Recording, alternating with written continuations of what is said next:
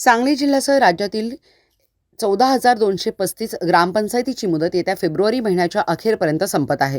तरी मुदत संपणाऱ्या ग्रामपंचायतीवर प्रशासक न नेमता आहे त्याच ग्रामपंचायतीच्या सत्ताधारी पदाधिकाऱ्यांना पुढील निवडणुका लागेपर्यंत मुदतवाढ मिळावी. गतवर्षी झालेल्या विधानसभा व चालू वर्षी 1-2 महिन्यात राज्यातील महानगरपालिका, जिल्हा परिषद व पंचायत समिती या स्थानिक स्वराज्य संस्थांच्या निवडणुका मोठ्या प्रमाणात पार पडल्यामुळे याचा ताण निवडणूक आयोगावर पडलेला आहे व पुढील ग्रामपंचायतीच्या निवडणुका घ्याव्या लागल्या तर प्रभाग रचना, प्रभाग आरक्षण, मतदार यादी व नवीन मतदार नोंदणी ही सर्व कामे निवडणूक आयोगाला वेळेत पूर्ण करून घ्यावी लागतील व याचा ताण निवडणूक आयोग व राज्य प्रशासनावर येणार आहे.